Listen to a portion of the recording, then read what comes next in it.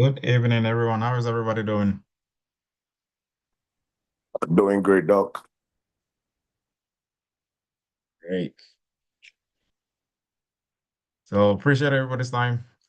We starting here time now. And last week we left off. I think we are almost about to get into the second, third, and fourth round of Matthew's interview. And but we ran out of time. Now we will finish everything tonight.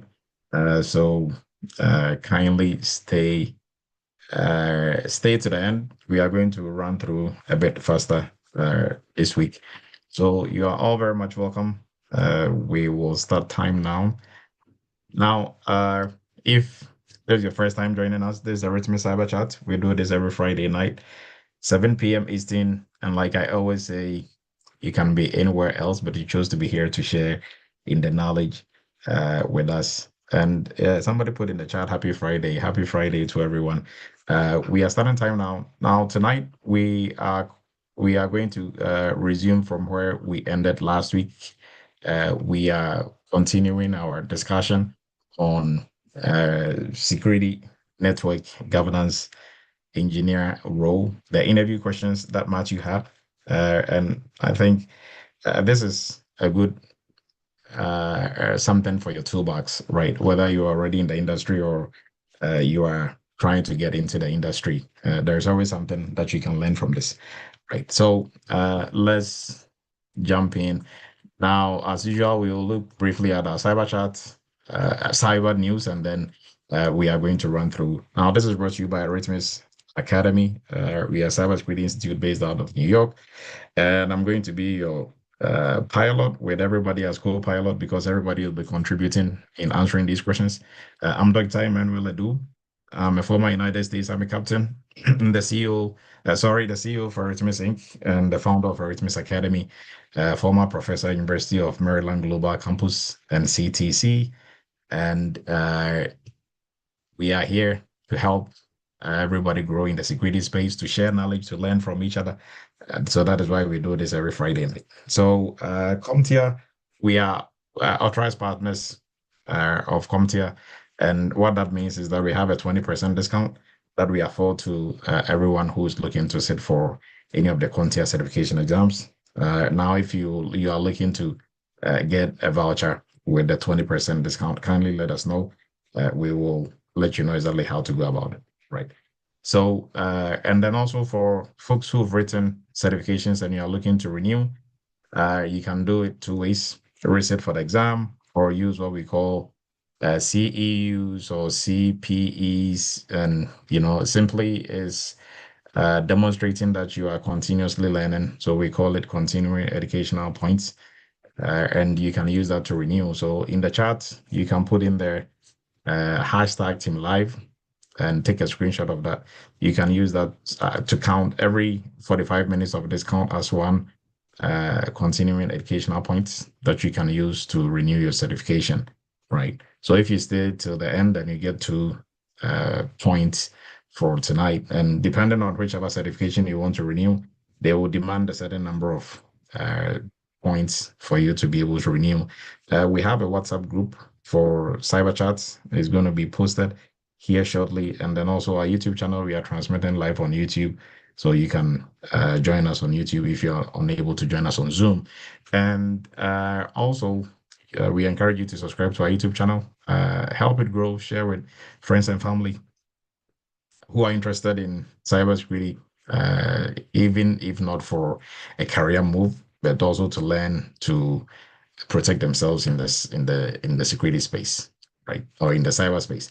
Now tonight we will look at our cyber news and then we will jump into round 2, 3, and 4 of the interview that Matthew went to. Right. So with cyber news, first in the list is AI. So there's been a rise in AI powered CEO impersonation scams and using deepfake. And how this happens is that I think last year, or I'm not really sure about, I think it's last year, There was an incident where an accountant, or I think CFO, paid almost $20 million to some fraudsters because he was instructed by the CEO to do so, right? And this guy is no, I mean, listening to the story, you might think, why would you do 20 million is a lot of money. But this guy was sent an email by the CEO, and everybody else was CC on it. People who matter in the company, even his boss was CC on it. And they had a Zoom meeting, and the CEO gave the instructions. His boss agreed to it. There were like five or six of them on the Zoom call, and he was instructed to wire the money. Now, come to find out, after the fact, everybody on the Zoom call that he saw and knew was the CEO and his boss and everybody else. All of them were deepfakes. All of them were like fakes. They were AI generated CEO and AI generated. They looked and sounded like people he worked with, right? So that was how he wired the money. So it's not like he was stupid or he didn't know what he was doing. But if you've had a Zoom meeting with your CEO and your boss and everybody else who matters in the company, like your usual, meetings that you have, and you're instructed to take some actions. You're not going to go back to the CEO and say, "Are you sure you want me to actually send this money?" Right? You will go ahead and send it. Right. So after sending it was when, they realized eventually that it was a scam. But by that time, the money was gone. So because AI deepfake now is very, very easy to turn your own picture into a video of some sort where your picture will be moving or doing some actions, right? So we have to be on the lookout. Right now, we have to double check on not just take things on face value. You can even have a video call with somebody, friend, family, and it might be, somebody using deepfake to impersonate that loved one, right? Or that colleague. So we just have to be extra cautious when dealing with this. And this is purely because there is a rise in what we can do with AI and things that AI is able to do at this point in the technological advancement, right? So this is something. And for the first quarter, this year, for the first quarter, it's been a rise. Companies have lost almost 200 million in the first quarter. So all the way up to this point, we are in the third quarter, right? No, yes, we are in the third quarter. I think August, we're almost about to jump into the final quarter of the year.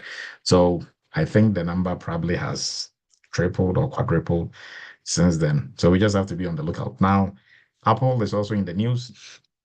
Now, Apple just released a critical image patch for a 0-day vulnerability in their IO framework, right? So if you're an Apple user, just be on the lookout. If there are any updates, kindly don't wait to update it, whether you are using their Mac or you are using any of the types of iPhones out there, right?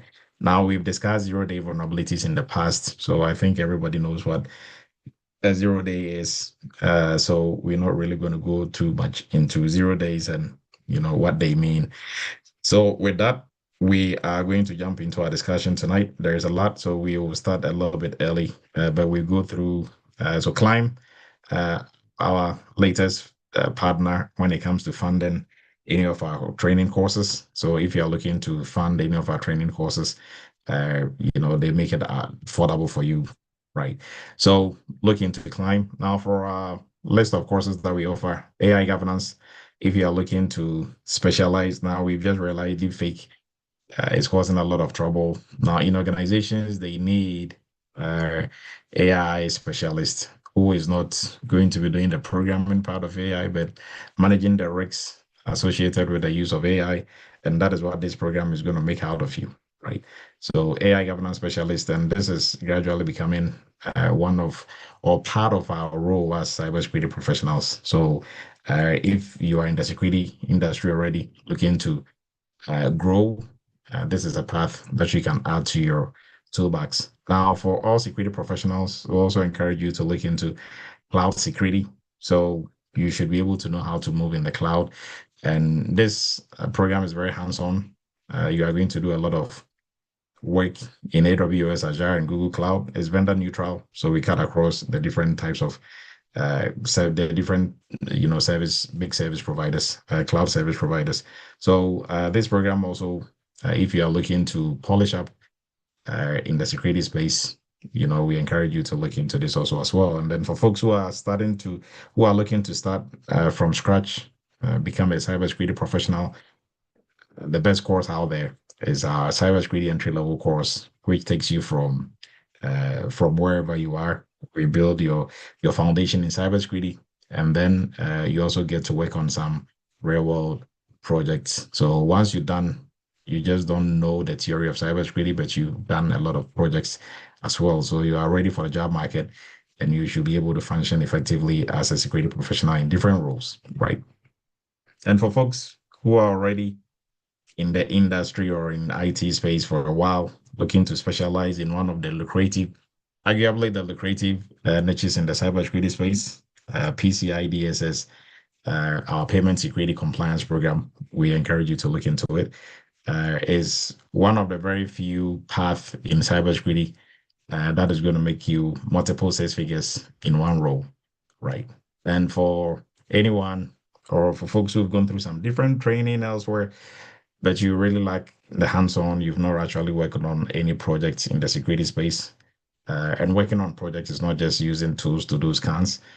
Working on projects like risk assessment, third-party risk assessment, incident response, creating, developing, and delivering awareness training, projects like that is what I'm talking about. So mostly projects on the GRC space and beyond is what we do for our GRC internship, right? So if you've done some training elsewhere, but you don't feel confident you'll be able to work, or you go to interviews and they just, move on with somebody else because you don't have what it takes, then we encourage you to look into our GRC internship and workshop program.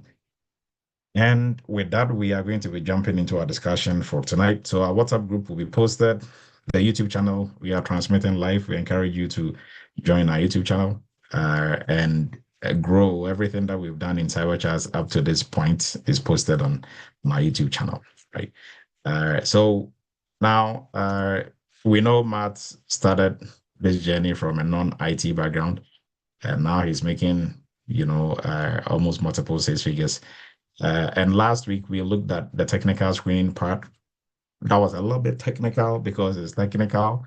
This is the rounds of interview that Matthew went to. So round 1, round 2, round 3, round 4.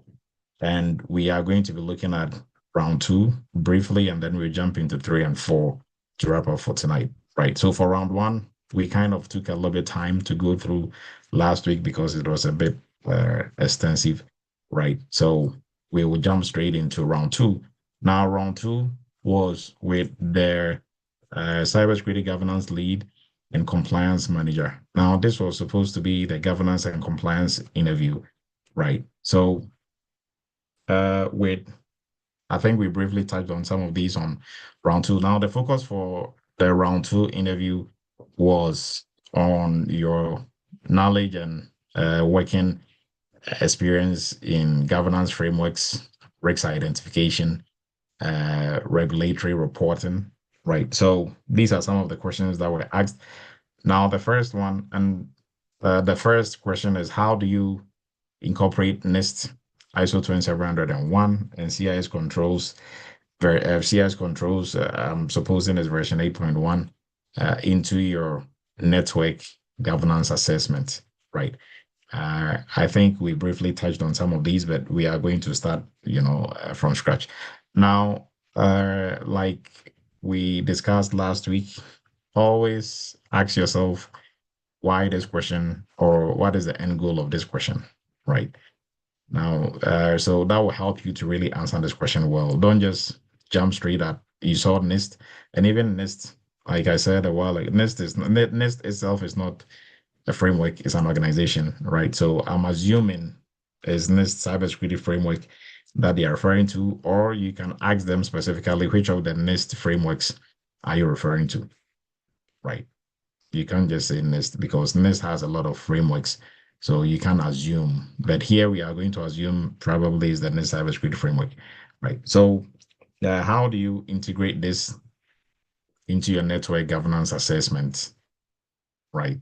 So, one, you should be familiar with the frameworks, and then you look into how you are going to integrate this into your governance assessment. Now, anyone want to give this a shot? How do you incorporate NIST cybersecurity framework, ISO 20701, and CS controls into your network governance assessment?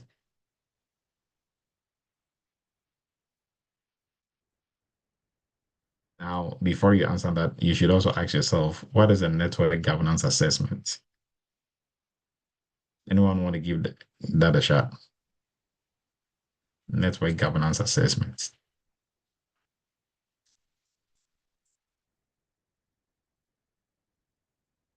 Oh, and Matt, I think Matthew just joined us. But who want to give it a shot? You can raise your virtual hand and you will take the lead.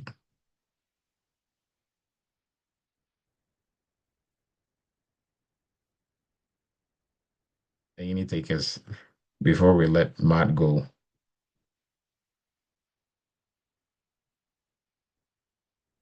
Or what is your experience with NIST Cybersecurity Framework ISO 20701 and CS Controls version 8.1? What is common with these three frameworks? Right. What are some of the similarities or common things that you can, pick from these three? And then we can look into network governance assessment.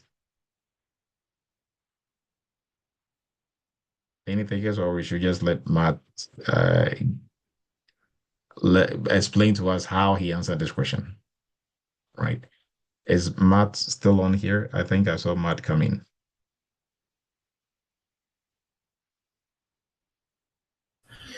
Yes, good evening, everyone. Good evening, Doctor. Thank you Oh, for. good evening, Matt. Yeah, can you hear me? Yes, I can hear you. Thank you for your time. Yeah, thank you so much. So I may not be looking at this, I may not be seeing the screen, but just can ask me the question and then I will be able to give you my best response. Your take as you can remember it. Okay, so we are on the round two Yeah. of the interview, and the focus was on governance frameworks, risk identification, and regulatory reporting. Now, the first question was, how do you incorporate NIST?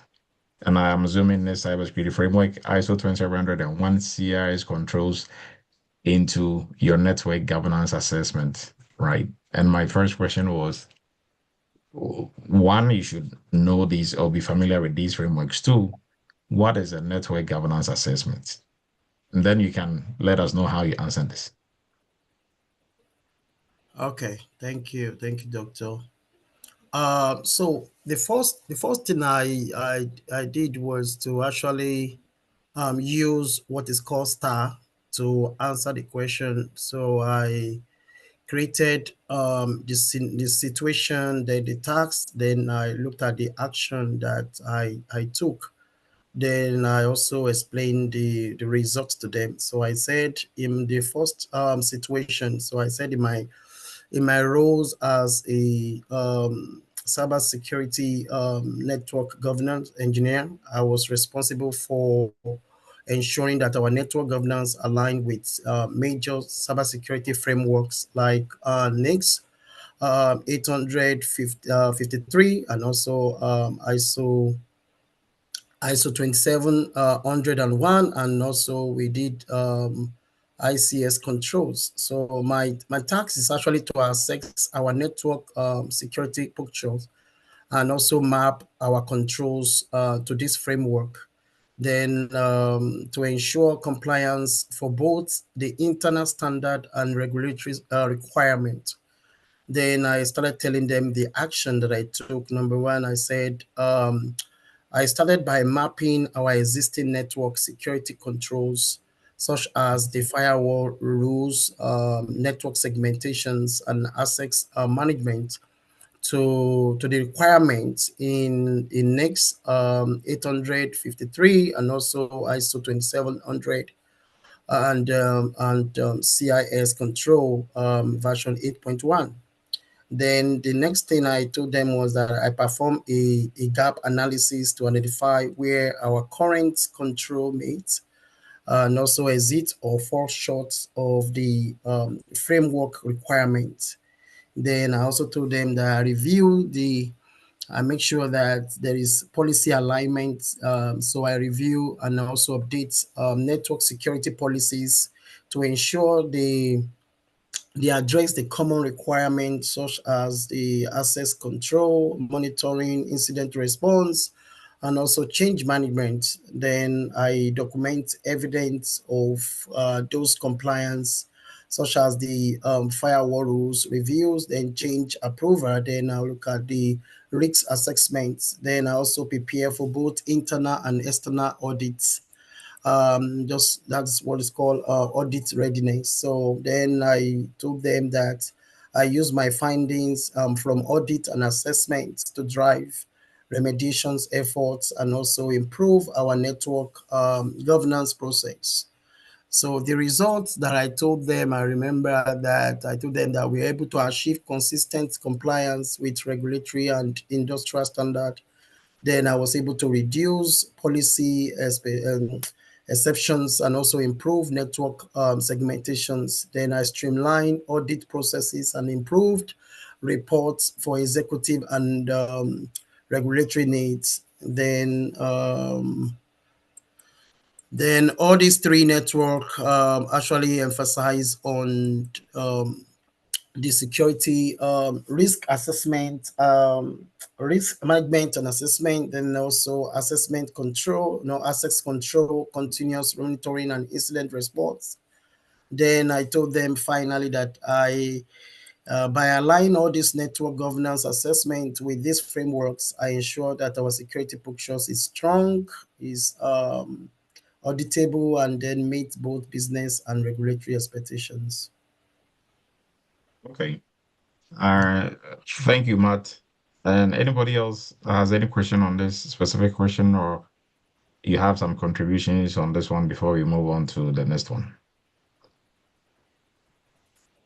But before we move on, simply with this, like I asked earlier, what is network governance assessment? So simply assessing is you are simply assessing your network to make sure it is in compliance with some governance framework of some sort or some compliance framework of some sort. And then also the standards that you've set in your organization. So when it comes to governance, we are looking at documentation like policy, your standards, your guidelines, and others. So within the company, you have your network policy, right? Network security policy. Then you have your network security standard. Now that all of that falls under governance, right? So how you are going to maintain the standard and make sure what is, on paper is what is being practiced is what we are talking about. Now, your standard is not created in a vacuum.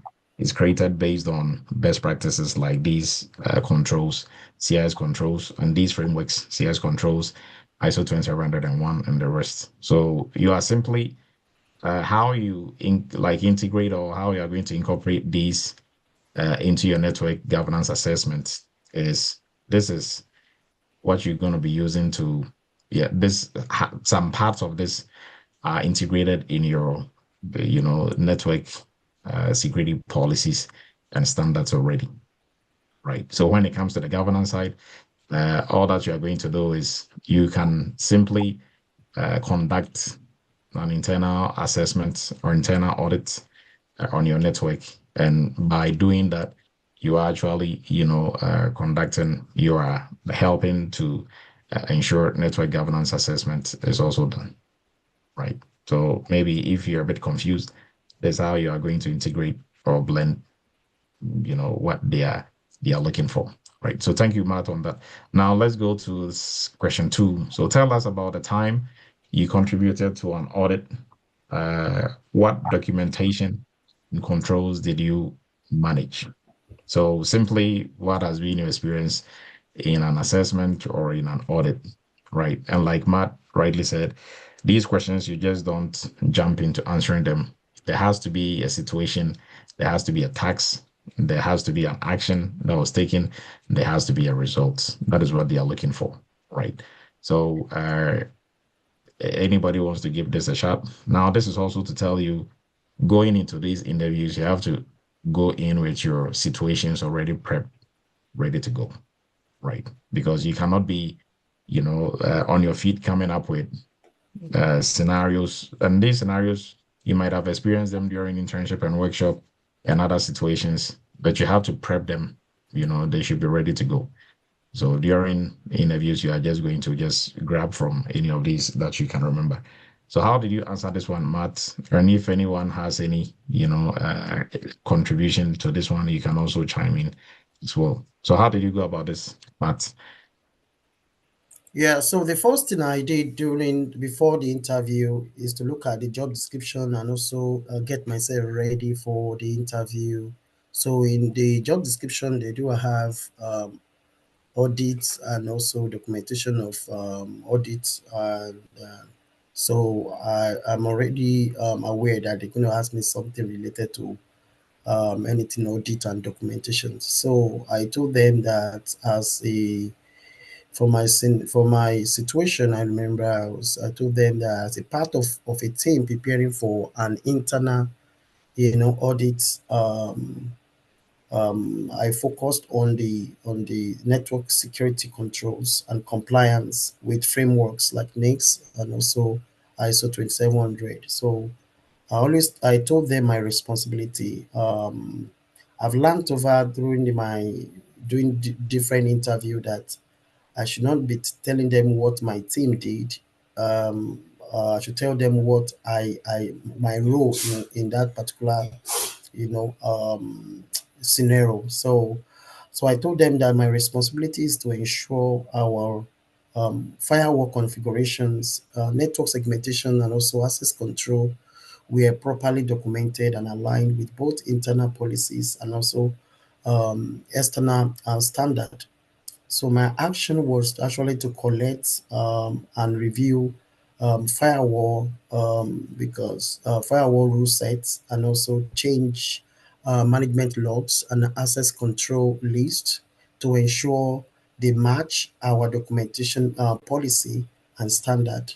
So I also told them that I use SharePoint to organize and also store all relevant documentations, including network diagrams, policy documents, and also audit trials.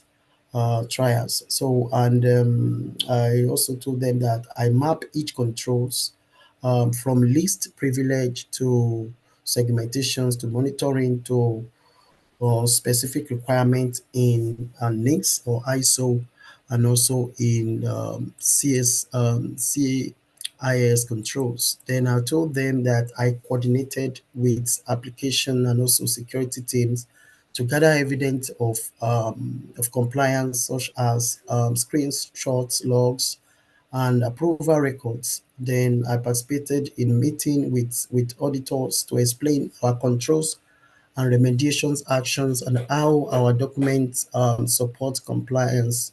So then I also told them the results. I used that we are able to have close to like 75.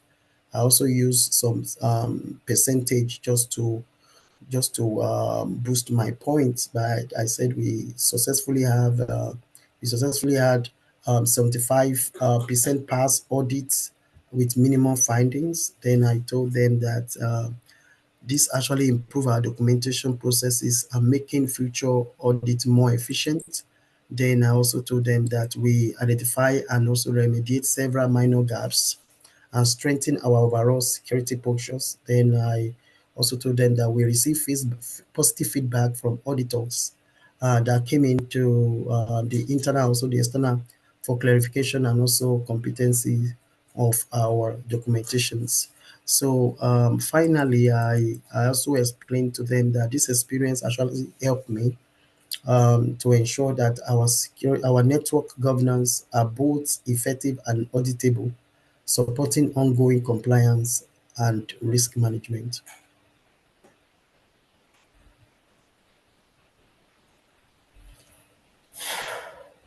Thank you, Matt. Yes. Any contributions on this one? Anybody else want to give it a shot? Your experience, the time that you contributed to an audit, and what exactly was your role? What documentation and controls did you manage? Okay. So what this is speaking to, one, uh, what do we use in conducting audits? Frameworks, right? So literally want to pick your brain on which frameworks are you familiar with or which ones have you used in the past? If you're part of an audit using those frameworks, uh, which controls or documentation were you in charge of? Right. So this is a very practical question. If you've not done anything similar to conducting an audit, you are going to be talking in circles. Right. So, but for everybody who's gone through the workshop, internship workshop, uh, or the GRC internship and workshop, you would have a lot to say about this because you've actually conducted audits with CIS controls version 8.1, ISO 20701, and this cybersecurity framework. So at least you have an experience conducting an audit, right? So, and you're also doing it part of a team. So at least you assign some parts or some controls that you can speak to as well. Right. Now let's move to the third one. Uh, what what is your approach to reporting network related risks and coordinating with application owners? So what is your strategy or the technique that you use in reporting network related risks, right? And coordinating with the control owners to make sure this is taken care of, right? How do you go about this? Anybody else want to give it a shot before Matt comes in? I think Andy's hand was up. I was going to Kindly say, go ahead, Andy. I was going to ask a question. I mean, about the previous question, then the question number two, but you moved up. That's why I lowered my hand. Oh, okay. So Mm. kindly, yeah, you can still go ahead and ask your question. The question was, would it be okay to say that due to a previous, what's the term I'm looking for? Uh, tabletop discussion, you found out that people didn't physically were not familiar to their roles. So you ensured that everybody knew what they were about and how they were to respond. And you ensure their processes were understood properly as part of the answer to that question. Would that be okay? Okay, so you are looking more at uh, how you coordinated the audit, but here they want to know what you did, not kind of overseeing the audits, but which part did you play? So if you didn't do the whole entire audit and you assigned a portion of it, what did you do and which controls were you in charge of? Right. So Okay. mostly just stick to uh, if we push it, then we are kind of going to lose them. Let's just make it simple and stick to exactly What what they are looking for and what they want to hear. Right. So, but if it was like a general question as to, hey, what is your experience doing this? And they didn't narrow it down to what controls were you in charge of and what documentations were you in charge of or which ones did you manage, then we can kind of make it broad. Right. All right. So for this next question, your approach to reporting network related risks, and this can be uh, your approach to reporting risks in general, right? Cybersecurity risks or risks that you've identified during an audit. It can be, they can set it around any of these approaches. Now, what was your approach to this question, Matt? Yeah, thank you, Doctor. Um, because I've been to so many couple of interviews. So one way or the other, they I was just saying that I and my team, I and my team, I and my team. So the guy just stopped me and said, "Stop! I'm not going to employ you and your team for this job.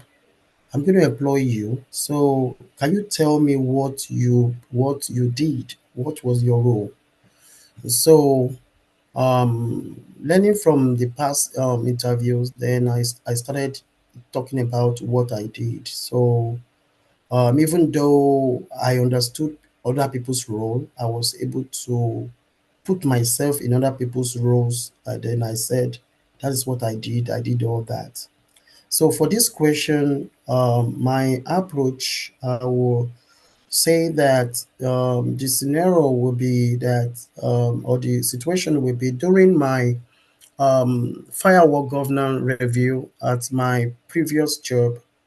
I identified several network-related risks, including policy violation and risky communication paths between critical systems. Then my responsibility was to report these risks clearly and also work with the application and control owners to ensure timely remediations and also compliance with our security framework like NACE, ISO, and also CIS controls. So what I did was to actually document each identified risk with clear details, affected systems, risk severity, then also potential impacts and reference to relevant controls or standard. Then I use SharePoint and Power Automate to create automated workflow for risk reporting and also ensuring all stakeholders receive timely notifications and updates. Then I schedule meetings with application owners and control owners to review the risk and explain the findings and discuss the remediation options that we do have. Then I also provide support, evidence like logs, screenshots, audit trailers, and then also help the owners to understand the issue and prioritize remediation. So I also track remediation progress in a centralized dashboard, following up regularly to ensure actions were completed and documented. Then I also told them that I updated risk register because I have experience with risk register. We use it in one of our project that we did in this program in this risk assessment. So I told them I updated my register and also reported status to management and also compliance team for visibility and regulatory reporting. And so I now told them the result of it, that number one, it's improved communication and faster remediation of network risk, and also enhanced collaboration between network compliance and also application teams. Then it reduce the numbers of open risk and also policy violation, strengthen our overall security pictures, then ensuring that all risk reporting and remediation activities were all documented for future audits and regulatory review. So I finally, because in my result, I always give them a summary of my results so that it will help them to know that, okay, this is what I did. Then I told them my approach combines with clear documentation and also automates workflow, then regular communication and centralized tracking to ensure network-related risks are reported, understood, and also remediates efficiently in coordinations with all relevant stakeholders. Yeah, so that this is where they now started asking me how to, because one way or the other, when they discover that you are answering those questions very well, at the middle of your answers, they just come in and say stop, stop, stop. They will ask you another thing quickly. So I remember when I answered this question, they just asked me, how do you explain technical, technical issues to non-technical stakeholders.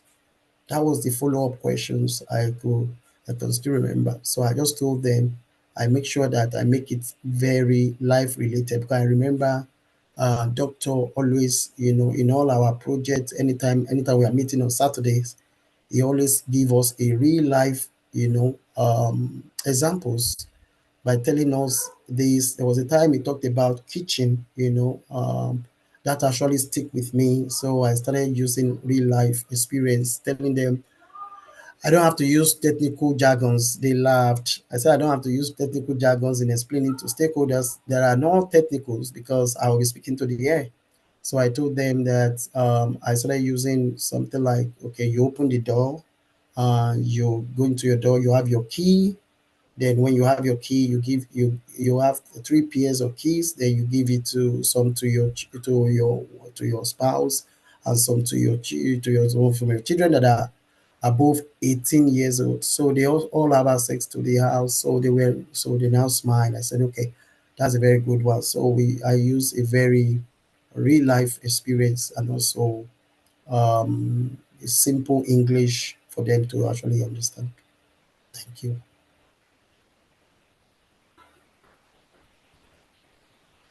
Thank you, Matt. Uh, any additions to this from the group, or before we move on to, I think for question 4, we kind of touched on this last week in the round 1. When it comes to firewalls, I think we discussed that extensively. So we're going to jump the firewall question and go to the next one, number 5. Have you worked with regulatory reporting related to network configurations? If so, how did you ensure accuracy and compliance? Right now, what is this question really looking to get out of you in terms of your answer? Your experience working with regulatory reporting related to network configuration. So, what would be a regulating reporting something that they are asking about here? Anyone?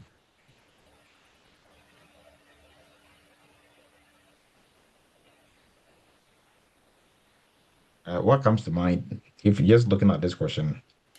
Uh, Regulatory reporting. Ralph, please go ahead. Yeah, good evening, Raphael. Victor. Yes. Sorry for taking you back. I just want to add my input to the question. How do you do what's your approach? Maybe question 3. What's your approach to reporting network related risk and Okay. connection with application? Let me just add my own Okay. here. Okay. So I Yes. want to use the, Kindly I go want ahead. to use the star topology or whatever Method. method here. Situation. Okay. Let's say in our organization we had this issue of our application always breaking down. Our public facing application always coming down. We have this issue of attackers one way or the other attacking us, but somehow this continues and we don't know how to prevent it. So the solution is that the issue keeps giving the bank bad reputation. So how do we handle it? So we come up with the idea of doing what they call DMZ, whereby we separate the network from the public facing network from the internal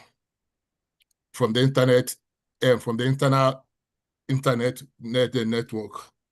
So that somehow with DMZ, the application facing the public is being secured after going through the firewall. Then the next firewall is the one that protects the internal network.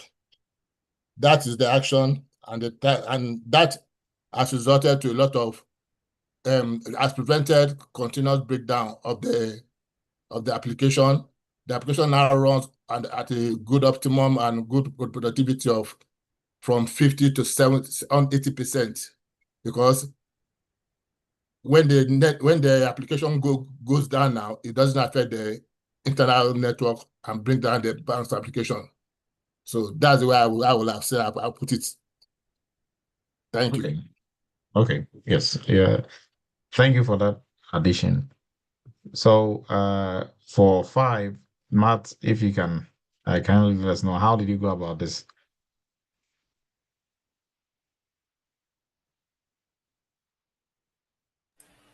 Okay, thank you, Doctor. Thank you, everyone. So I told them that I was responsible for preparing regulatory reports for our network configuration to demonstrate compliance with standard like NICS, also and also company-specific policies because some I told them our companies do have specific policies that actually we that helps us to demonstrate compliance with all these configurations. So I told them my main task was to collect and validate and also report on the firewall configuration, access control, and also network segmentations just to meet regulatory and also audit requirements. Then I told them that I regularly review firewall um, rules and access list and also network diagram just to ensure that they match documented policies and regulatory requirements. So I told them that I use automated tools and scripts to extract, configurations data directly from firewall like Palo Alto, Cisco ASA, just to reduce manual errors, especially human errors. So then I also cross-checked the extracted data with policy um, documents and also previous audit findings just to confirm, accuracy. Then I also maintain detailed documentations in SharePoint, including change logs and also approval record and compliance checklist. Then I collaborate with other teams like the compliance team and audit team just to clarify report requirement and also ensure all network evidence were included. Then I also conduct internal audits before official regulatory review to identify or fix any discrepancies earlier. So and then and to ensure that all reports were reviewed by a second team member to for quality assurance before submission. Then I also told them about the results as a result of all these my inputs. So I told them we achieved accurate and timely regulatory reports with no major findings or compliance gap. Then I told them we built a reputable process for ongoing compliance and reduce risk of errors in the future, reports. Then I told them that most importantly that I strengthen our trust with auditors, then and regulators through transparency and well-documented reporting practices. Then I told them that I ensure accuracy and compliance in regulatory reporting by using, data collection through documentations and also cross-team collaboration and multiple review steps, which actually helps us to result to a reliable and audit-ready reports on network configurations. All right, thank you, Matt. And I think Raphael, you have your hand up. You can kindly go ahead if you also have an addition to this one.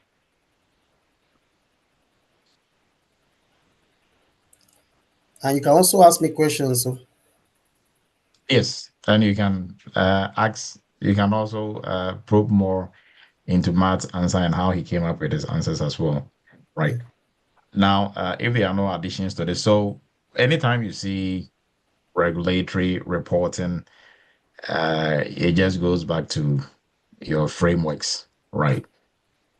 So, the only time you are reporting to any entity, you are going to be reporting in like in terms of showing your audit reports or assessment reports, right, to show you are in compliance with whichever framework that we are looking at, right? So mandatory regulatory reporting, example, your HIPAA, your PCI, And for the government side, for all your NIST, depending on which agency you work with and which one you have to stay in compliance with, right? So if you hear regulatory or anything that has to do with reporting, that has to do with compliance, then that is what we are looking at. Now here we are looking at the network configuration. So network configuration as set by your company's standard for networking or network security, right? And that is also informed by your frameworks, right? So with that, we are going to jump in. Now we're going to go through round 3. So this was stakeholder and workflow optimization, and it was with the IT programs manager and the collaboration lead or SharePoint slash collaboration lead.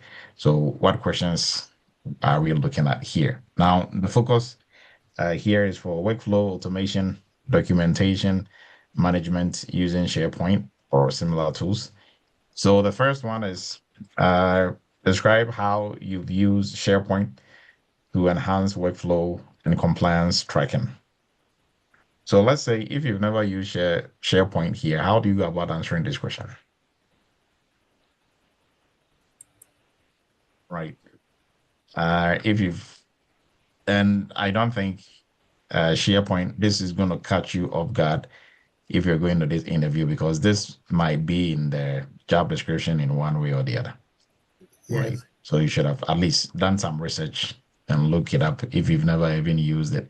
Look it up and you see it is similar to other program management, project management tools that you might have encountered, or you can even, use it prior to the interview and be able to speak to it, right? Because the goal is not just for you to know how to use SharePoint, but the techniques and the strategies you are using in using to be able to apply it to effectively use SharePoint, right? That is what they are getting at. So how do you answer this, Matt? And then I think we can tie in the second one also. Have you developed custom flows, actions, triggers for automation in network governance? You can add number 1 and 2, and we can answer that together. So how did you approach this, Matt? Yes. Thank you, Doctor. What Doctor said actually is actually the true. Is actually the fact. The fact is that was is that when you we have you we I had the job description, so I had to like go through. I saw those things, the SharePoint, so I had to do some research on it, watch it on YouTube, get to understand the concept behind it and what is actually is used to achieve. So since I already I'm already I familiarized myself with it, I was able to creatively answer those questions with a very with confidence. So the first one, I told them that in my previous job, I was tasked to improve the efficiency and accuracy. So those are the two major objective of SharePoint. So I was tasked to actually improve the efficiency and accuracy of our network security governance workflow and compliance tracking. So my goal was to automate manual processes, centralize documentations, and also ensure real-time compliance tracking using, SharePoint. So I told them that I design and I built SharePoint sites to serve as a centralized or as a central, repository for all networks and also security, all network security policies and audit response or audit reports, and also firewall rules review and compliance evidence. Then I told them that I develop automated workflow using Power Automate, formerly known as Microsoft Flow, to streamline approval processes for firewall, changes and also access requests and policy updates. Then I told them that I set up automated notifications and reminder for upcoming, audits, and also policy review and remediation deadlines to ensure tasks were completed on time. Then I told them that I created dashboards and customized links in SharePoint to track compliance status and also open audits, findings and remediation process. Then I also provide real-time visibilities to stakeholders using SharePoint. Then I told them that I implemented version control and also access permission to ensure only authorized users could modify sensitive documents and also supporting audit requirements. And quickly, I told them about the result that it reduced manual tracking errors because and also improved the speed of compliance reporting. Then I told them that increase transparency and accountability across team by providing a single source of truth for all compliance activities. Then I told them because it's automated, then I told them it enable faster response to audit request and also regulatory review due to organized and easily accessible documents. Then I told them that it enhanced collaborations between network security and compliance team, leading to more efficient governance. Then I gave them a summary of the results that by leveraging SharePoint and also Power Automate, I automated a key flow workflow and centralized compliance documentation and also provided real life tracking, which significantly improve our network governance and also audit readiness. Thank you. Thank you, Matt. So, any additions to this before we move to 3 and 4? So, what's your approach to creating and maintaining a centralized policy repository? And the next one, can you share an example where you help streamline cross-functional communication on firewall changes? So I think we will take the first one and then we will look at number 4 because they are two different. They are looking at two different things, right? So what is your approach in creating and maintaining a centralized policy repository? All right. Thank you, Doctor. So what I told them after doing my thorough research on that, because it was also part of the job description.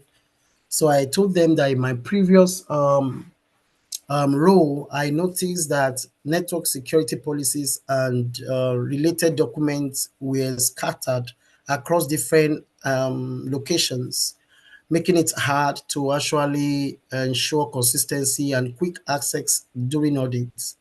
So I told them my goal was to actually, create and also maintain a single, organized, and secured documents for all, network security policies, standard, and procedures. Then I told them I also use SharePoint to so I selected SharePoint as a central platform for for policy documentations due to its strong document management and also access control and collaboration features. Then I told them that I collected all the existing policy, standard, and also procedures from various sources and also review them for accuracy and relevance. Then I also organized documents into clearly labeled folder and categories like firewall policies, access control, incident response for easy navigations. Then I also told them that I implemented versions for um, implementation of action for control to track, changes and also maintain documentation history. Then I also told them that just to ensure that the latest approved version were accessible. Then I set up role-based, very important, role-based access permission to protect sensitive documents and also ensure only authorized users could edit and also approve, the policies. Then I also establish a regular review schedule with automated reminders such as Power Automate and also using policy to stay up to date and also in compliance with regulatory requirements. Then I provided training and also clear guidelines to all stakeholders on how to access, update, and request changes to policy documents.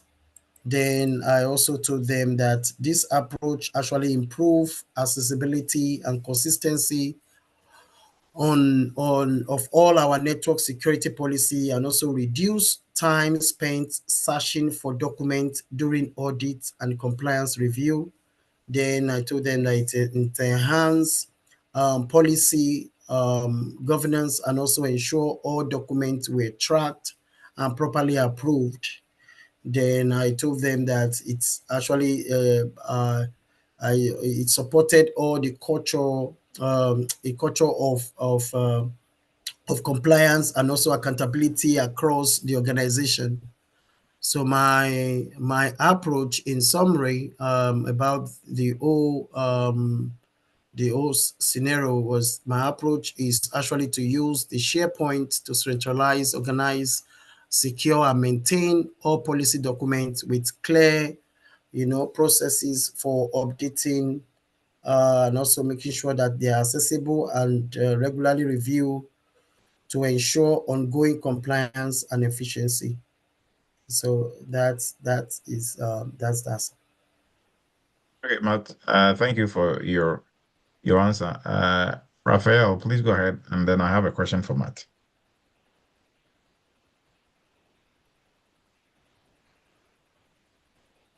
You are muted if you're trying to speak. Hello, sir. Sorry. Yes. Sorry, I Kindly didn't go get ahead. the question. Oh, no, because you had your hand up, I'm not sure if Oh, it was sorry. from Oh, sorry. previous. I didn't know it. Okay. Okay. So, my question to Ralph is, to Matt, Mhm. what will be the role of policy owners in the creation and maintaining of a centralized policy repository? Yeah, thank you so much. That's a very, very good question that you just asked. So their roles actually is to review and also approve all policy document before they are added or updated in the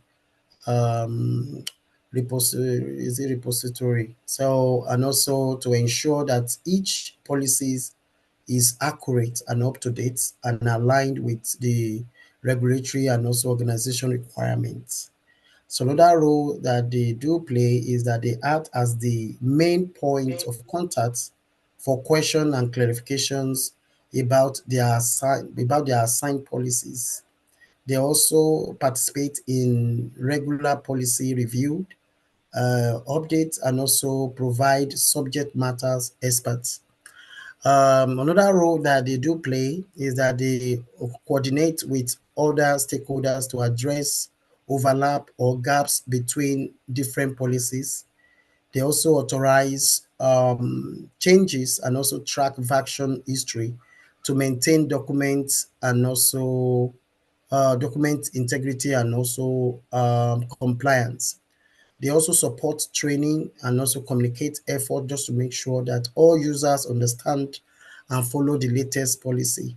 So in summary, I will say that the policy owners are responsible for the accuracy, approval, and ongoing management of policy documents in the centralized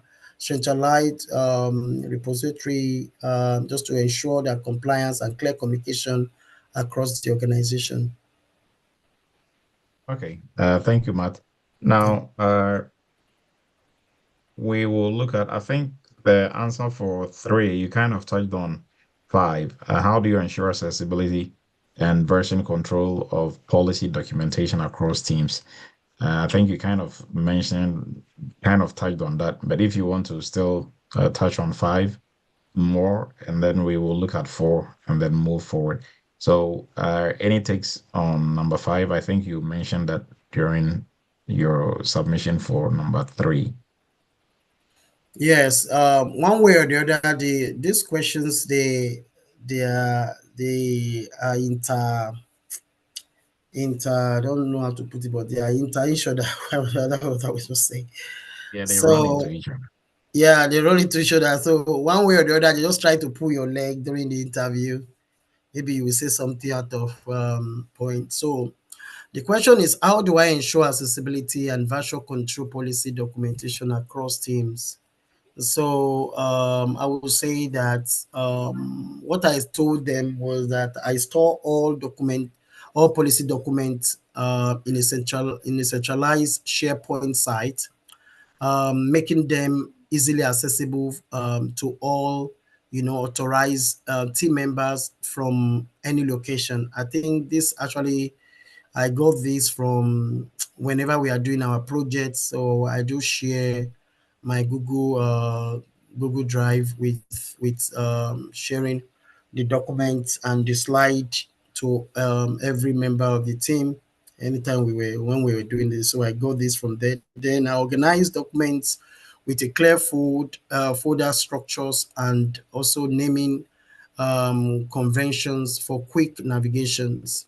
So I set up today, set up rule-based as access permission, so that only authorized users can view, edit, and also approve documents. Then protecting sensitive information.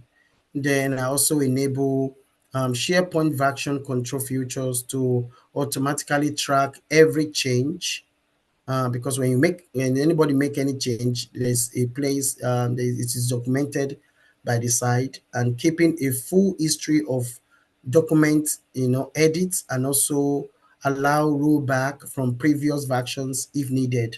So we can actually roll back. Then we use check in check out features just to prevent editing conflicts, and also ensure that only one person updates a document at a time. Then I think also I schedule a regular review and also send automated reminder for policy updates using Power Automate, and ensuring documents stay current. So I make sure that all those documents stay current. Then providing training with clear guidelines to all teams on how to access, update, and request changes to policy and documents. Yes. Okay, thank you, Matt. Any additions to this or any questions for Matt? Now we'll look at 4. Can you share an example where you helped streamline cross-functional communication on firewall changes? Right. Yeah. So simply put, how do you manage firewall changes? Yes. So because of the description of the title of the role, which is cyber network governance, just governance as networking together. So I know I'm going to be meeting with different teams, meeting with the networking team, meeting with the firewall team. And so I told them that at my previous role, firewall changes requests often involve multi team, like the networking, security, and also application owners, which actually lead to delay and miscommunication sometimes. So my responsibility was to actually streamline the communication and approval process for firewall changes to ensure efficiency, accuracy, and compliance. So I told them that I implemented a standardized firewall changes request process using SharePoint and also Power, Automate. Then I create a PowerPoint form for submitting firewall changes request, and also capturing all necessary details like the source, destination ports, and business justifications, and also business units. And then I also set up automated workflow to route the request to the right stakeholders like the networking, security, application team, just for review and approval. Then I use automated notifications and status update just to keep all the team that are involved informed at each stage of the process. Then I schedule regular cross team meetings to discuss high impact or urgent changes. Then as a result of that, just ensuring alignment and addressing concerns in real time. Then I make sure that I document all our decision and approval and changes in SharePoint for full transparency and auditability. Then it's also resulted to it reduce turnaround time for firewall changes by 30% due to clear communication and automated workflow. Then also it minimize errors and policy violations by ensuring all stakeholders review and also approve changes. Then improve collaborations and trust between team, leading to a smoother operations and better compliance. Then by automating the firewall changes process and improving communication through SharePoint and regular meetings, I ensure efficient transparency and also compliance management of firewall changes across the network, across all the team. Yeah. Okay, thank you, Matt. So, when it comes to this question falls under change management in Yes. general, Yes. right? So, change management in cybersecurity, how do you go about change management? And it's not the principles and the techniques that we use is no different from what you use outside cybersecurity, right? Yes. So, it has Yeah. to go through some levels of processes and different stages, and Yeah. ultimately, COA. Mhm. yes, it will be approved and then it will come all the way down again. Yeah. Right. So Yeah. thank you for that, Matt. Now, on that note, we are going to move to our last round. And the last round was the leadership or panel interview. This was supposed to be with the director of cybersecurity and the CISO, right? Yeah. So this was strategic alignment, risk communication, cross-team collaboration, and these were the samples. These were some of the questions, right? So the first one, what's your philosophy on balancing security governance and operational agility when it comes to firewall management, right? So your philosophy or your strategy in balancing security governance and operational agility in firewall management. What was your take on this one?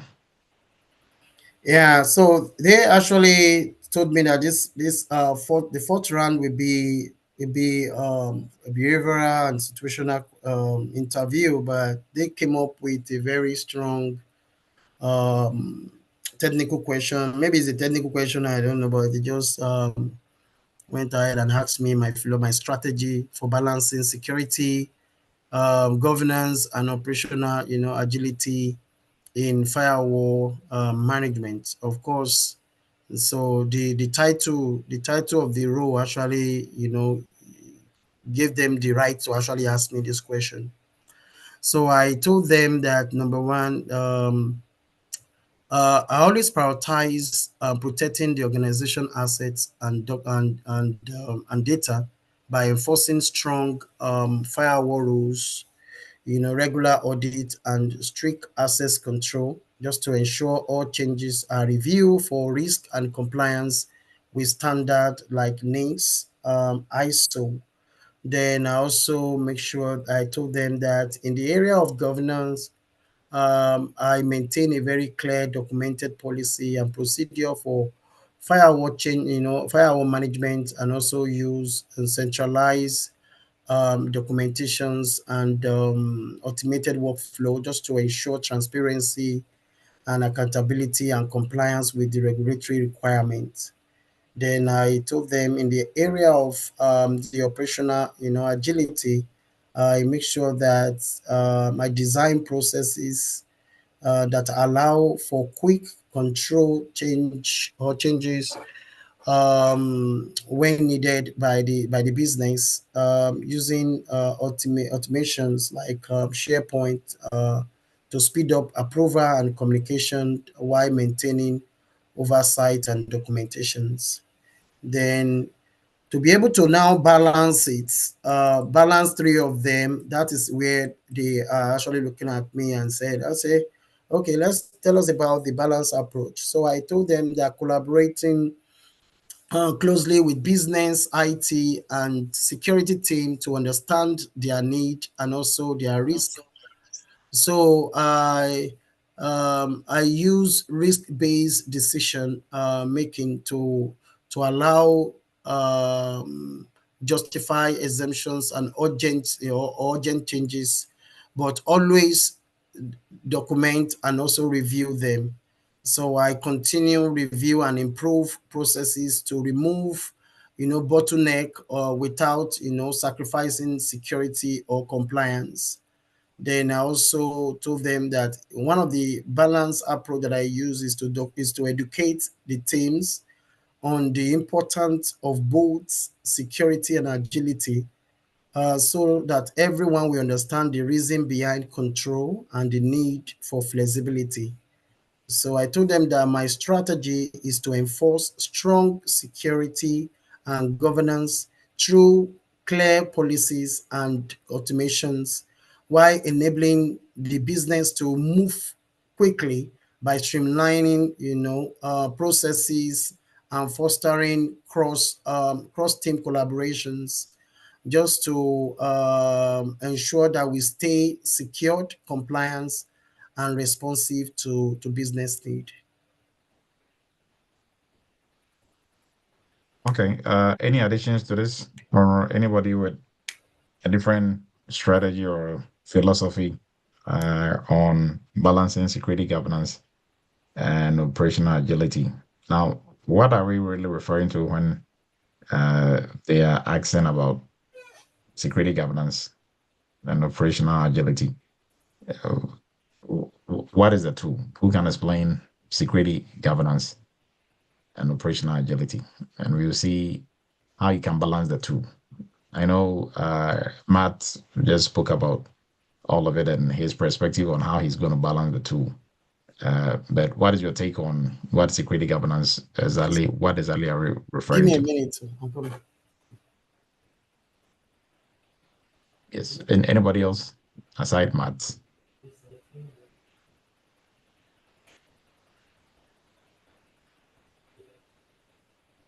Yes, go ahead, Emmanuel. I think, thank you, everyone. And I really want to say that Matt is just so smooth, and he owes all his materials like his. I don't know how to express my satisfaction with what he's answering.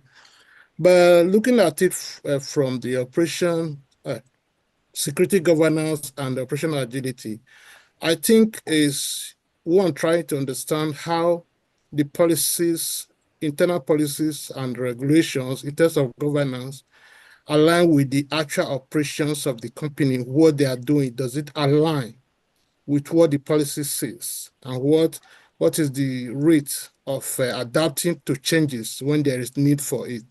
That is the understanding. Yes, and rightly so, you're on that line. But here, instead of the whole entire company, if it aligns with the whole entire company's perspective, is more narrowed down to firewall, right? So firewall management, right? But everything that you said is right, right on the money. Mike, please go ahead.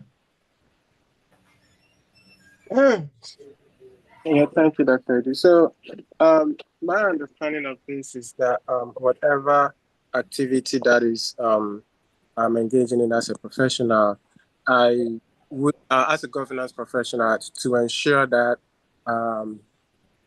governance proposals or activities, controls that are put in place would not be seen as a bottleneck. Sometimes because we deal with different stakeholders, it tends to look as if we are being a problem instead of being a solution. So the understanding will be that I need to convey the necessity of the governance practices in alignment with the controls so that they are not seen as, a bottleneck. At the same time, to ensure so that the usability and user friendliness is also taken into account. Um, as controls are proposed, they don't become too cumbersome. So that's how I see it. Yes, and Mike, you're on the same path, just like Emmanuel. So, yes, everything that you talked about is also right on the money. Now, I think we'll move to, so for question three, no, how do you communicate complex network risks to non-technical stakeholders? I think we've answered this previously. So we will jump to, and this was a question that Matt said, like they asked Matt whilst he was answering another question. How do you communicate complex issues to non-technical stakeholders? So I think we discussed that already. Now, three is describe a situation where a business unit resisted firewall change controls. Now, the resistance here can be not just firewall changes, but maybe adapting to new security standards, right? So this question can be on those lines as well. How did you resolve this? So they just want to see your conflict resolution skills. Yes. So how did you go about this, Matt? And if anybody has anything else to add to this, they can kindly do so. All right, thank you, Doctor.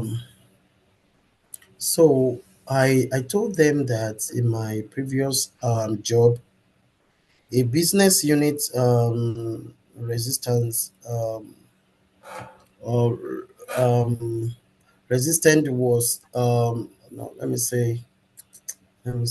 So in my previous job, a business unit resisted a proposal firewall rule change that would restrict certain outbound connections. So they were concerned it would disrupt their critical application workflow. So I told them that that happened in my previous job, that my responsibility was to address their concerns and actually ensure security standards were met and find a solution that balance business need with risk management. So I told them that I schedule a meeting with the business unit to understand their specific concern and also the impact of the proposed change on their operation. So I also explained the security risk associated with the current firewall configurations in simple, non-technical terms, highlighting potential threats and compliance requirements. Then I also collaborate with the application and security team to analyze network traffic and also identify exactly what connection or which connection were necessary for business operation. So I had to like explain to them about that. Then I propose a compromise by implementing more granular, firewall rules that allow only the required connection while blocking unnecessary or risky traffic. So I also set up a temporary monitoring period just to track the impact of the new rules and also quickly address any unforeseen issues.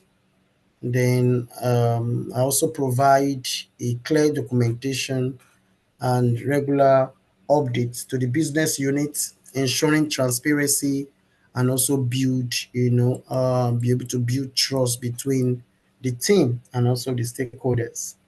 Then I told them that successfully we implemented firewall changes without disrupting the business operation.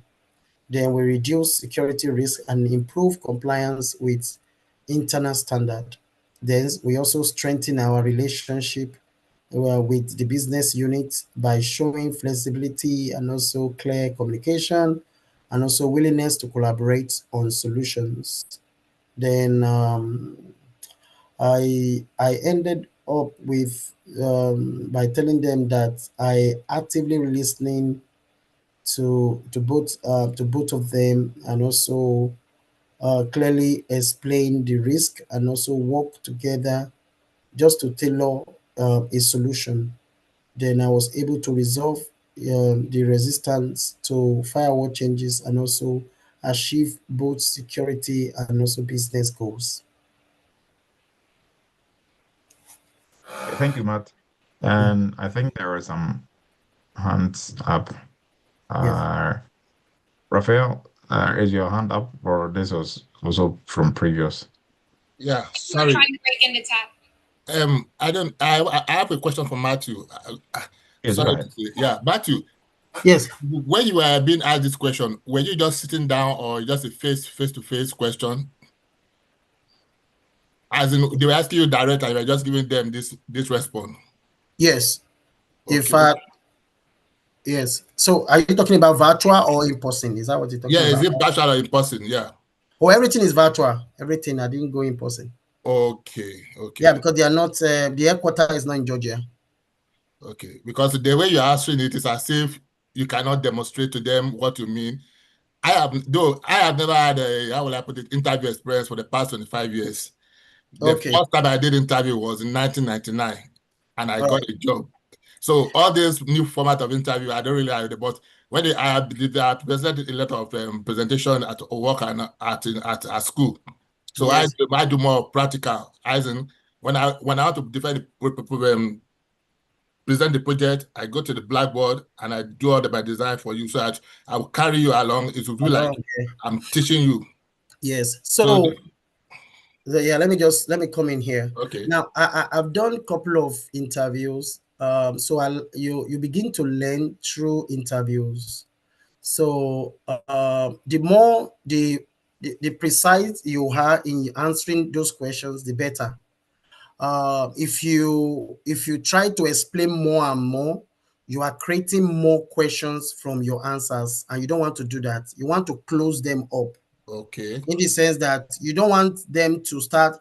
You know what you are saying, not that you don't know what you are saying, but you will spend more time in 2 3 questions. Meanwhile, they are trying to achieve 6 or 5 questions. So Okay. you want to allow them to do the interview. You don't want to take over the interview from them. They will get frustrated by you taking over the interview from them, and by you not allowing them to ask you they'll think that you are Okay. trying to prevent them from asking you further questions that may disqualify you. So you have to be precise with your questions. Then if you are too detailed, there's in this interview, in this job I got, there was a time, even at the last time, that the boss of my boss, both of them came to interview me at the last round. And the boss of my boss said I'm too detailed, that I don't need to see all that I should just say one point and move forward. Okay. So he said, no, no, no, that I'm too detailed, that he doesn't have that time to actually just tell me what you want to do. And so I began to, like, all what I've practiced before the interview, I began to compress them. Where is that? Oh. I began to remove all kind of things. So they want you to go straight to the point because they don't have time. They have so many work, and they are out of their busy schedule. They are trying to get 45. This job I got, they never did 1 hour interview with me. All the stage, they were 30 minutes. They just want to know what you know, and you have to give it to them straight and you move forward. Okay, So 30 minutes max. Don't be detailed. Okay. Yeah, don't be, yes. Okay. So I'm giving you a couple of multiple interview experience at once. Yeah, thank you so much. Yes. Thank you.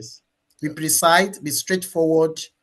Don't go around the bush. The more you go around the bush, you create question again that they don't even have that question in mind before they ask you.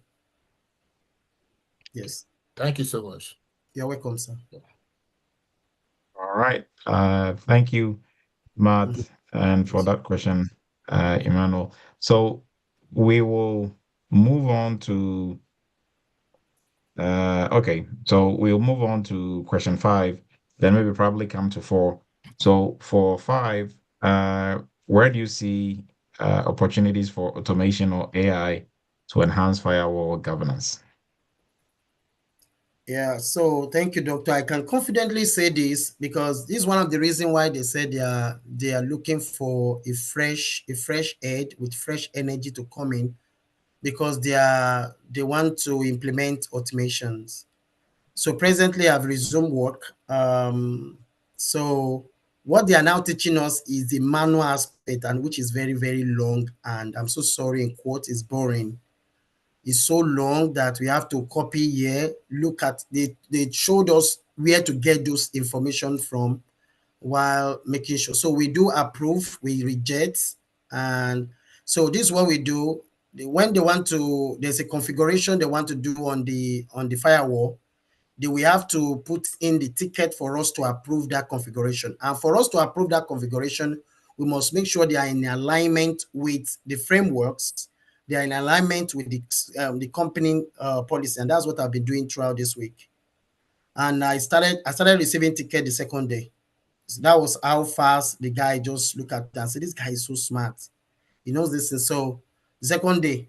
So now what they are trying to do now is to go into automation. So we're told that they are teaching us, so in case automation, there's failure in automation or AI breaks down, we will not be stranded in the company. So we have a backup of they start teaching us how to do it manually. So this is where we are going to. So where do you see opportunities for automation and AI to enhance, firewall governance processes? So I told us earlier on that SharePoint, we use SharePoint. So automated rules review and auditing. So we use automated tools for to regularly scan firewall rules for policy violations, unused rules. Imagine that, and also risk configuration. So AI can identify patterns and anomalies in rule sets that can actually indicate, misconfigurations and also security gaps. So AI, we can also use AI to change, request workflow. So we implement, automated workflow like the Power Automate or ServiceNow to undo, firewall, change request. This is what I'm doing this week. And I also approve documentation. We have to document all our observation and look at it if it's in line with the frameworks. If it's not in line with the frameworks, we send it back to the engineers to redo the tickets. Or else, if you keep on sending it to us, we're going to reject it. And when we reject it, you're going to start all over again. We don't want to reject it, because when we reject it, you will have to start all over again, and you are wasting time, and we are wasting money. So instead of rejecting it, my boss told us to send it back to them to redo it. And we have to give them, links, links that are connected to the frameworks and links that are connected to the security, to the company policy, for them to redo it. So because automation actually reduce manual effort and errors.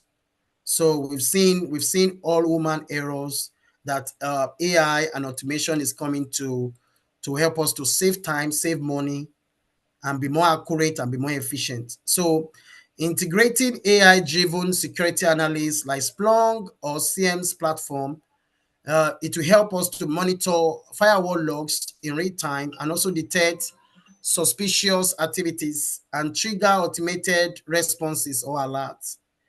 Then this actually also helps us to make sure that the policy are in compliance.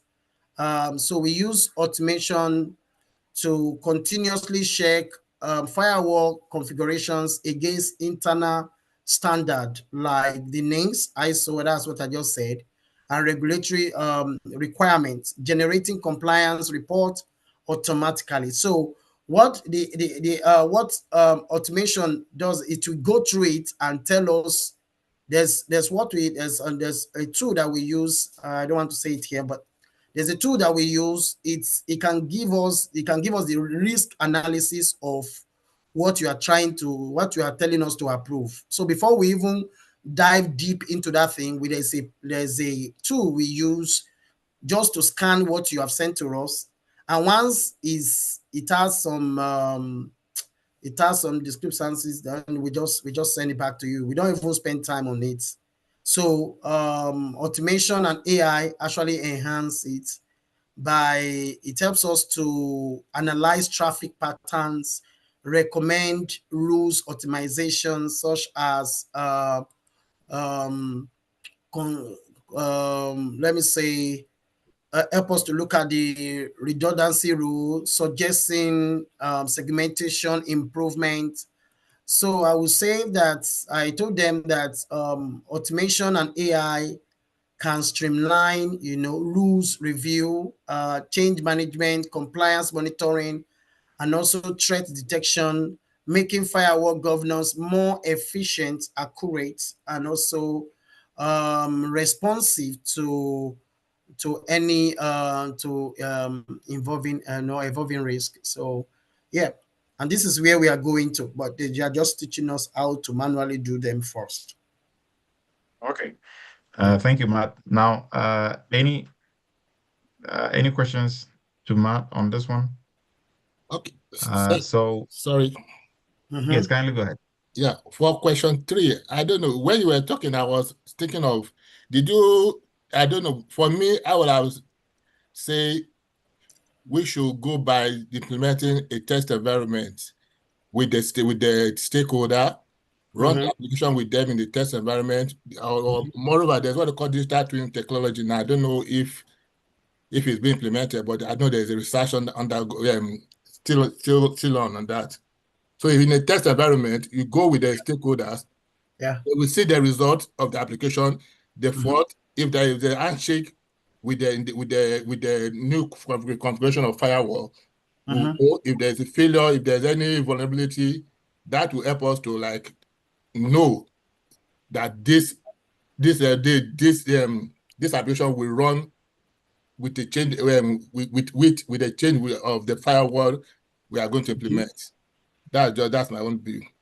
Yeah, you are right, but I don't. You are right. Some company can allow that, but my company because we have a system set up already. We have a structure set up for all this, so it doesn't even take 2 seconds to actually figure out all this. So we just click on it. We just click on it, and they just because of security reasons, I won't be able to say it here. But we just click on it. It will just give us the breakdown within 2 seconds. Okay. So that means it's saved because all the stakeholders they are busy people. So bringing them to a test room, all of them at the same time, that will not work. So no, they are representatives, 1 or 2 people. So just go. Yeah. So they don't have to come. That's what I'm telling you. And there's a checklist you people will go through. If does it have the application, does it affect the application, does it have this? There's a checklist you run with them every day to confirm that it's okay. Yeah, they will go what they need. Yeah, what I'm telling you now is that they don't have to come. We can send it to them to look at it themselves, and then they give us the feedback. Are they satisfied or not? So sure, of course they will be satisfied. So so they don't have to come, we don't have to bring them to a room, test room. So we just have to meet with them and explain. In fact, we all of us we don't need to meet with them. It's just my boss that will just meet with them. Exactly. With Yeah, so my boss will just meet with them. My boss will tell me this. He just asks us, this is what he's trying to do. He's going to meet with them on Tuesday, and is there anything that we need to look at? So we do our own work. We will do our own work, ask questions, bring it back and front. Yeah. And yeah. And the representative of the change and advisory board, we should be there. Yes. For any change or any. Yeah, that will not be I won't know about that, but I've done my own this, and I've given it to my boss. My boss will do that. Okay, I'm talking about question 3. Yeah, you understand? Yeah, I understand you. Okay, thank you. Right. So I think Emmanuel had his hand up. If you had a question, you can kindly go with your question, Emmanuel. I actually wanted to add to the number 3 and also ask Matt a question based on his new environment right now. I think the number 3, like Ralph was saying, they're actually looking for how you are going to be able to collaborate with the stakeholders in different units and work with them to solving problems that is affecting everyone. I think Ralph is looking at it from the technical point of view. But this question is actually speaking to you're able to collaborate and create a solution when there is a specific problem that will impact the operations of the company, and working together in collaboration with different units, teams, and personalities. And when you when you are working together with them, you don't have to be more technical, because you are not in control. You are able to address their concerns, feed their understanding, and create a unified platform where everybody will agree in the consensus to the solution that will work. That's what I think this question is talking about. If I'm correct, maybe someone. You are perfectly correct. You're perfectly correct. But then my question. Go ahead. Go ahead. Just go ahead. No, from our own side, what I'm trying to tell you is that you have to make it very plain and very understandable, very clear, so that everybody will be on board, right? Yes, you have to be able to listen to their concerns, know the reason behind their rejection, and you provide documented solution to back up your claim based on the framework, security impact on the operations. What's your justification to the changes? And you'll be able to sit on the round table, on the call, hear their reasons, understand their concerns, and you also convince them, a power of conviction to prove that your own changes outshine their own concerns, and you agree on the round table. Is a winner for everybody. Okay, don't worry, I will let you go. You're talking about power of conviction, and you're talking about outshine. So those two words, you don't have to when I make conviction, you should be able to document and prove your point based on from the frameworks and the policies. Risk and frameworks that backs up your decisions as regards the reason why you make changes and what your changes will impact both immediate, short, and long run of the company's operations. Thank you. That's just me thinking out loud. Maybe I'm right or wrong. Somebody you are very right. You are right. And as long as the stakeholders are concerned, they just want the application, their own application to flow. They don't want thank you. Yes, they are just on the easy place. They are used to. I like that word.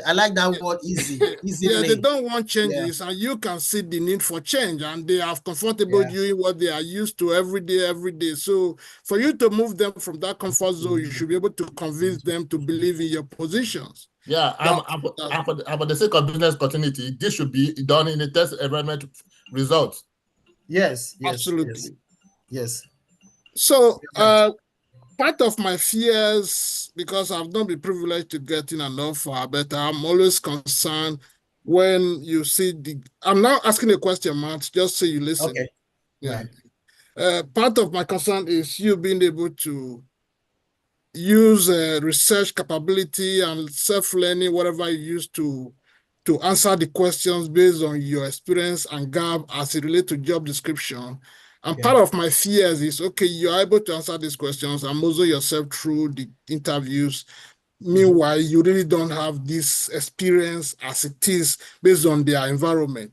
Now you are in the environment. How do you see yourself bridging these gaps of you being able to study and finding yourself in using these applications and tools? I heard you saying they are teaching us. Is that part of the experience? Because I'm always having that kind of phobia, imagining what will it be like, oh, you're able to talk yourself through. And doctors always validate that almost every time he says, oh, you are going to be a living heart attack. I kind of say, oh, how do you navigate yourself through when you find yourself in this environment where you now come to the reality of these gaps? Is that part of the teachings you are talking about? Yeah, thank you so much. Thank you so much. I really understand your question. Okay, so I want us to please listen very well. Now, when I came in to doctor's program, I went through the entering level cybersecurity program with an open mind to learn, right? So I went through the program. I went through the internship. So the internship actually did something to me that till now I will tell you what is going on now, but it did something to me because of the team and the people that we came together. We worked together very efficiently. We're able to understand time. We are just gisting, though even though we have projects, we just gisting like a friend. We saw ourselves as a family. So now all what I went through during the entry level program and also the internship actually prepared me for this job, because I found myself after resuming, people came in 2 weeks before I came in this week. So some people are there 3 weeks ahead of me. Some people are there 2 weeks, 3 weeks ahead of me. Okay. So my boss, when I resumed work I went in. It's a remote job, but they asked me to come in person to install all my tools on my laptop. Now, I didn't know that my interview actually put me in a very good platform. The expectation of my boss actually increased. In fact, the person that is orientating me, preparing me for the job, he went ahead and prepared himself for me to come. So what I'm trying to tell you is that the difficult part of this cybersecurity job is the interview. Once you beat the interview and you got the job and you got the offer, you are now a friend. Everybody, you are a colleague. So you are not going there to compete. You are going there to implement, to complement the team. So what it means is that they're going to show you. So let me tell you a practical thing, that when I was being, when they are doing the orientation with me today, this week, the person that was orientating me told me that when I came to the department, the people that interviewed me stood up. They shaked me. They stood up from their seats and said, this guy hides the interview. That's what they were telling the guy that was about to get me ready for this position. That was about to set up my laptop. Now, what am I saying? So the guy told me, I know you are very good. I've looked at your LinkedIn profile. I've discovered that you have experience and all that. But what I want you to do for me is to come in here with zero knowledge. So he told me to come in with zero knowledge. What means is that I shouldn't question. I should learn the process first.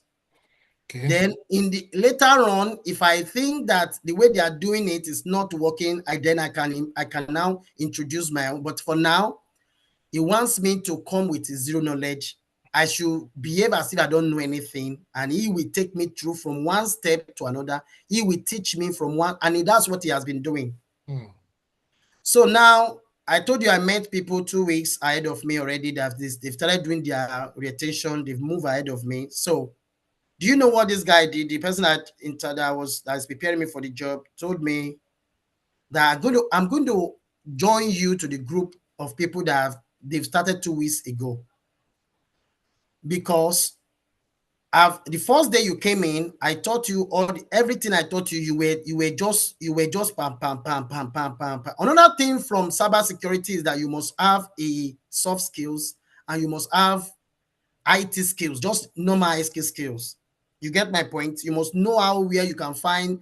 Can you copy and paste? Can you align? Can you close something? Can you do all those things apart from governance, apart from risk management?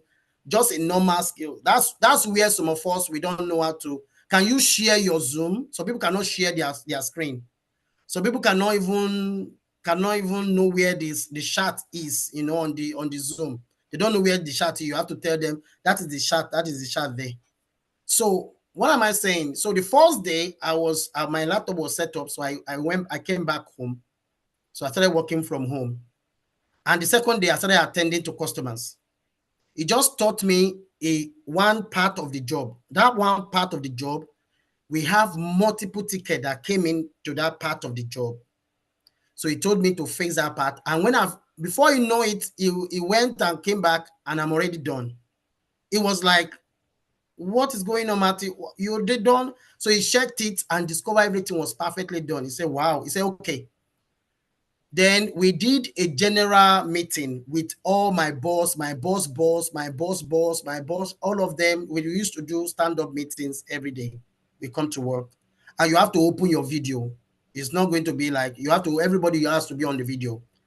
So when they asked me, Matthew, how are you finding those tools so far? I know this is your first day. This is your second day. Before I could say anything, the person that was orientating me said, man, this guy is a genius. This guy, I started attending to tickets. So my boss said, oh my God, it's a lie. Are you sure? He said, yes. He said, check it.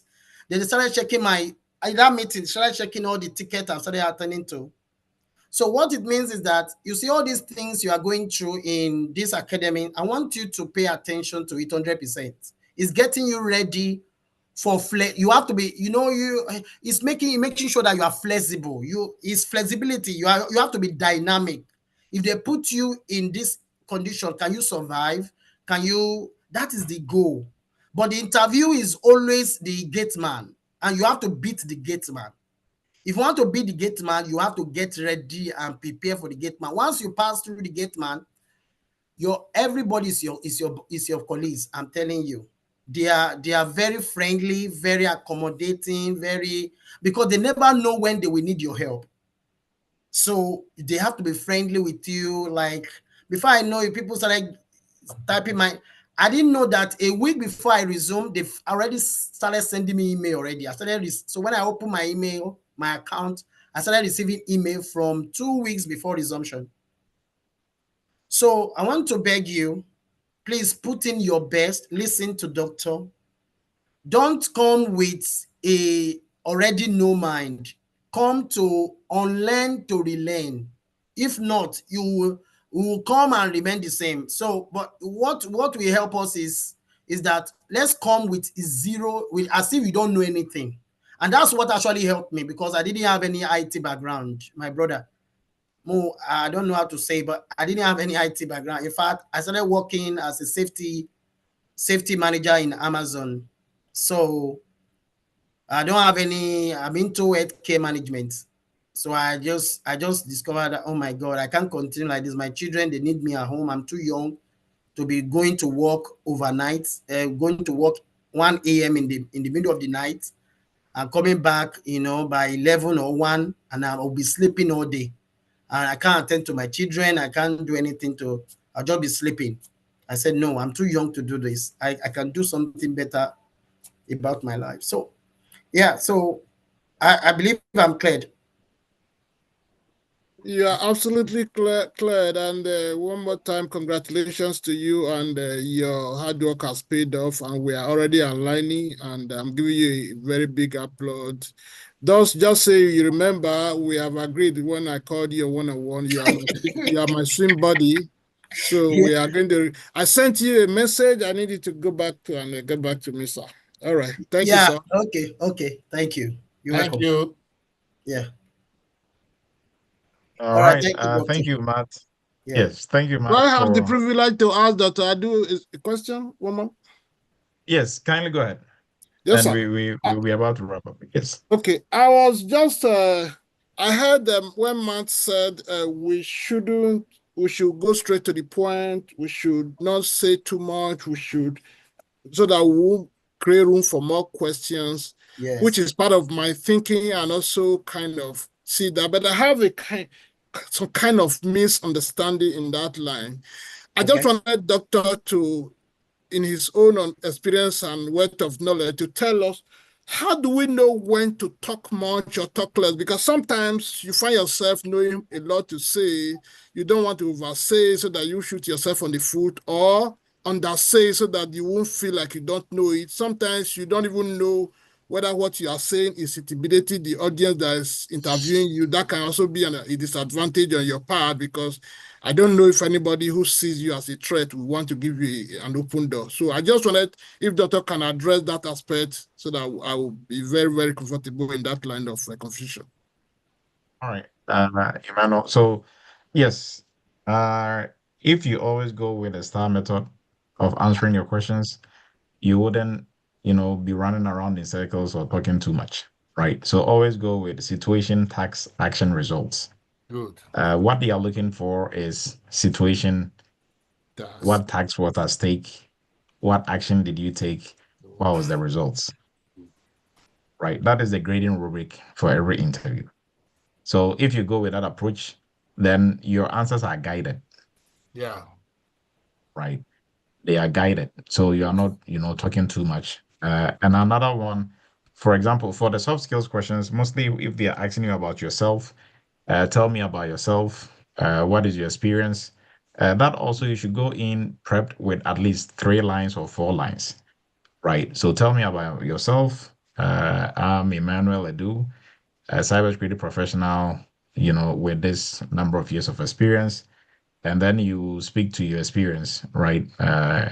I have, expertise in risks, in GRC specifically, conducting risk assessment, blah, blah, blah. That should be in relation to what they are looking for. But if you don't rehearse that ahead of time, that is how you're going to talk for 5 minutes answering, tell me about yourself. But that is just to just open the conversation, right? But when you get into the actual questions like the ones we were looking at, you should always go in with the STAR method. So if they ask you, what is your philosophy on balancing security governance and operational agility in firewall management? You should come up with a situation. What was the tax? What was the action you took? What was the results? That will answer this question. And sometimes, if you go with that approach, you are able to answer 3 or 4 questions that they have in their list, right? So they should be able to look and jump like 2 questions and then go to the next. So that is what is going to guide you. That way, you're not talking too much or too less. If you go with that approach, you are always going to be on point. Thank you so much, Doctor. All right. All right, everyone. I appreciate everybody's time. So we are almost wrapping up. Thank you, Matt. For 3 weeks, Matt has been generous enough to share his time with us, discussing what he went through in terms of his interviews to be able to give us some inside scoop, right? So as we are wrapping up, if you have any questions, you can raise your virtual hand and we will address that accordingly. And as we are wrapping up, Climb, our financing partner, our latest financing partner, if you want to enroll in any of the courses, you can do so through Climb as well, and the other payment options that we have. And for our catalog of courses, we took a little bit longer discussing our questions tonight. So we're just going to run through this also real quick. Our AI governance for folks looking to branch off into AI GRC. This is the right program for you. It comes with internship as well and good hands-on. And then also cloud security for all folks who have gone through our different programs. If you've not gone through the the cloud security, we encourage you to do so. As a security professional, you'll be able to know how to move in the cloud as well and to secure the cloud. This also comes with, internship and very interesting hands-on projects that you're going to be working on. And for folks starting off from scratch, just like what Matt did, you start with a cybersecurity entry-level course, which is going to make you a full-blown security professional, because you start from here, you go into the internship, and then after that, you start with your interviews, right? And then our PCI, payment security compliance, also for folks looking to specialize in the most arguably lucrative niche in the cybersecurity space, look into this program as well. And then ultimately our GRC internship and workshop. This is what is going to really set you apart, give you the hands-on, real-world hands-on that employers are looking for, right? And with that note, our WhatsApp group, the link has been posted. YouTube channel, kindly make sure you're subscribing and you're also sharing for us. And we are wrapping up for tonight. If there are any questions, you can kindly bring it up. And we thank Matt once again. And later on, maybe some months down the line, we have Matt come back and walk us through what he's doing now on daily basis, right? So we can pick more from Matt. And then for other folks on here also will be coming around to also share the experience as you're also going to interviews and landing your first cybersecurity roles. So as we wrap up, Fred is joining us from Texas. Some shout outs, Isaac from San Antonio, Texas as well. And then we have some team lives in there. We have Bernard joining us from Ghana, some team lives in the chat. And I think Victor was complaining about the audio. And then some team lives in here also as well, and some questions in there as well. Some congratulations, a lot of congratulations to Matt. And I think most of the congratulations is from Matt's colleagues from the internship and workshop. So we appreciate everybody's time. We're wrapping up tonight. We're going to meet same time next week. Have a great and wonderful weekend and stay safe. And we will meet again for another educative session on Cyber Chat next week. Have a great evening, everyone. Thank you, Doctor.